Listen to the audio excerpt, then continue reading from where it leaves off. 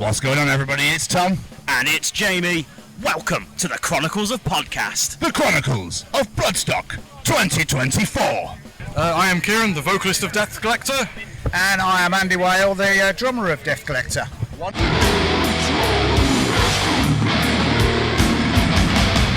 It's an absolute pleasure, both. Thank you so much for joining us. How are your personal Fridays treating you? Absolutely amazing. It's gorgeous weather. Everyone's having a good time. The beers are flowing. The pits are going. People are crowd surfing. I couldn't ask for a better day. Oh, wow, so good. For us. That was a really good show. Dinner time on a Friday afternoon, and the crowd like that, brilliant. Oh yeah, I keep getting caught. I'm there like, you're a death metal, and then crowd surfer. I'm really bad for it. I'm like, no, what are you doing? It's like, I'm terrible for it. Oh. That's great. That is. That's wonderful. Looking at that. Yeah, that's wonderful. Oh shit! Hang on. Yeah, I'm like, oh shit! I got a job to do. Fuck. It's like bits. Yes. I'm so bad. I'm like a kid. I'm like, it's ridiculous. So I'm going to assume the set went well then. Yeah, beyond expectation. Like. For me, I mean, being a drummer, you're normally stuck. You're obviously stuck at the back. Sound is usually a problem, but it was just what I wanted today. It was perfect, and then it was nice just to sit there and just watch people enjoying it as well. You know what I mean? Yeah, it was good. It was very cool. I had a great time. And the weather's on our side as well. It is. After yesterday, this is absolutely glorious. Yeah, it was raining yesterday, wasn't it? It was. Wow. Yes. So hopefully it's the sign of things to come. Anyway, for a Death Collector show compared to a Death Collector festival show, do you change sets up accordingly? So if people aren't so familiar with yourself, say you want to draw more people in? In a way, yeah. So for this set, we've been playing the same set for every gig we've played for the last 4 shows. Last 4 shows. Mostly because we feel like these songs encapsulate Death Collector. They've got everything. The other songs are good too, but they are in similar aspects to the songs we're playing now. So we think these songs are more digestible, more on the beat, heavier, chuggier, so people can just bang their heads. So they're not too overbearing and over blast beaty or over DBT, so they can get that nice chunk of death metal. Amazing. So us as a podcast, we're ambassadors for the Sophie Lancaster Foundation. Yes. Are you familiar with Sophie and the story? Very, very familiar. Yeah, and I've actually been there myself. I was lucky to survive. What? So yeah. So about 14 years ago it must have been now. So I was out on a night out with my mate Dan. He's actually around here somewhere. And we're just like getting a pizza, end of our night. I was about a bottle of JD in at that point, which I think helped in hindsight. And there was these couple of lads just being really unpleasant to my mate because he's a bit alternative, long hair, glasses, black. I'm wearing black, beard and that. And they were making fun of him, and I was like, look, leave him alone. Yeah. And I was like, look, leave it. And then they got a bit like uppity, and I was like, look, just leave, go outside, leave us alone, go outside. And then they wouldn't have it, and as soon as I looked away, they just hit me. They sucker punched me and they stamped on my head. Holy shit! And it broke all of my jaw open, like all of it. It was broken there.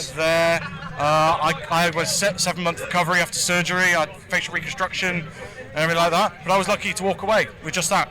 But this is the best story. Nah, you can feel less sorry for me now. While I was very drugged up in the hospital and drunk, sitting there, I never got my pizza. So do you know what the nurses thought it was a good idea? To get pizza for their lunch and their dinner. And I'm there, sitting there, hungover on JD, sore as anything, starving, while they're eating pizza in front of me. I thought, there is no God. There is no God. But the best part of this story, and I'll make you feel a bit better, is I vowed that I would do death metal vocals and I would learn how to do it properly afterwards, and here I am. That's fucking amazing. Yeah. That is amazing. It wasn't an obstacle for me. It was an inspiration. I was like, nah, I'm doing it. That's incredible. It's good to see it didn't define you. No, not at all. You not past at all. it and But that was my Sophie story, as it were. Like so, I relate very heavily to it. So playing the stage, the second time I played it, it means a lot to me. It really does, and I think it's one of the things like nobody ever should be judged purely based on their appearance, ever. No. And that means everybody. Absolutely. Doesn't mean just whoever you like. It means everyone. Treat everyone with kindness until they call you an arsehole. Exactly. I've always been that thing. Treat others how they treat you. If you're nice to me, I'm nice to you. Yeah, I don't give a fuck. I'm very open. I'm very open-hearted. So yeah. Sorry, I've talked too much. Carry on. Not at all. Yep, this is a road theme.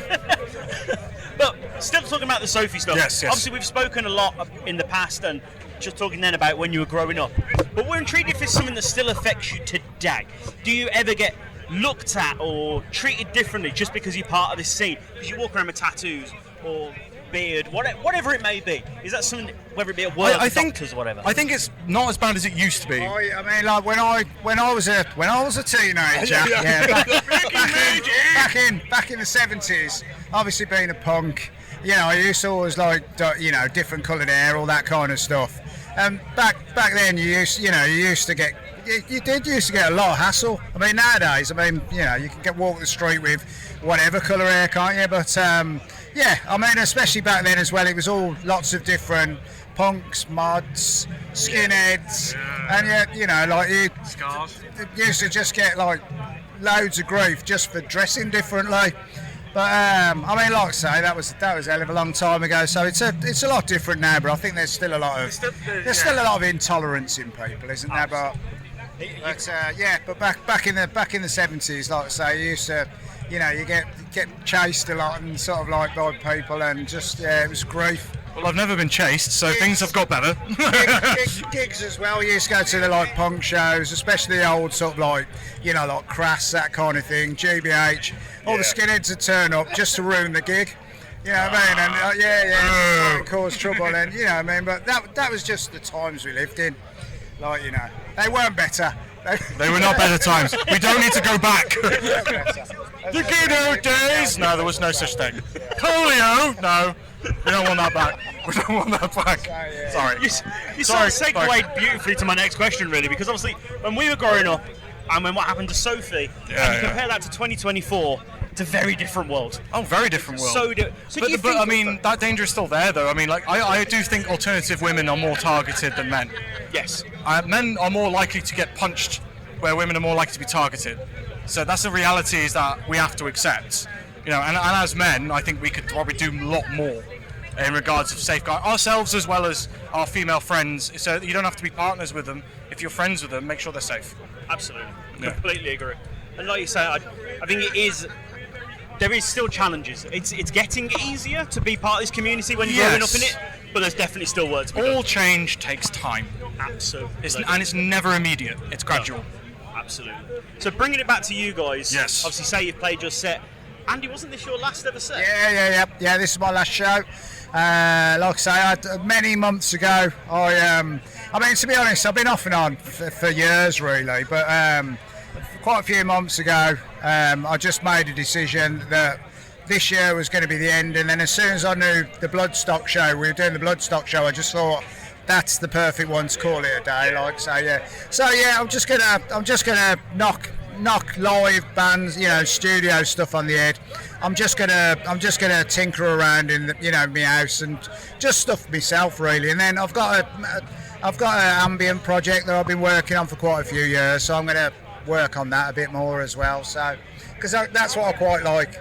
I mean, although I sort of like I like playing death metal, I don't so much listen to it so much now. I've started going back towards my old punk records and all that kind of stuff. So it's just I think it's just an age thing really. So, you know, but so that's what I'm doing, and just call it a day. Like, but I've done it now for like 40 or so years on and off. And I just thought, you know what? I don't need to prove anything anymore. I've done enough. I've done enough albums. I've done albums that like define death metal, you know, in a way, the scene. And so I just thought, I'm 60 as well now, so it doesn't get easier as the years go on. So I just thought, you know, get out while you know, a show like this, brilliant. So perfect.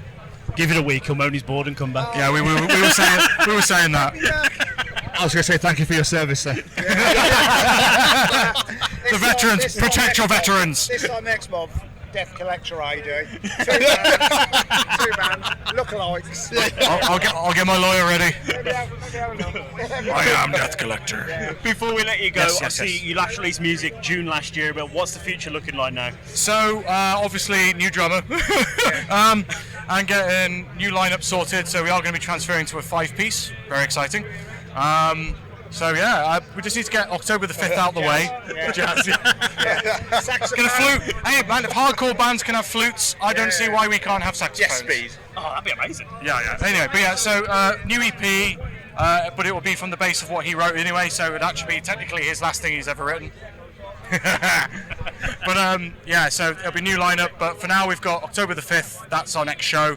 We've got a stand-in drummer for that. That's in Glasgow in the Flying Duck. It's like a death metal all-dayer. It's done by Ricky from Washful Times, so it's going to be really good fun, yeah. But yeah, so that's the future, EP, new lineup, exciting times. Incredible. Guys, thank you so much for taking the time. Thank you for having me. Means Thank you the for having absolute me. Really world. appreciate it, man. And we've lost him.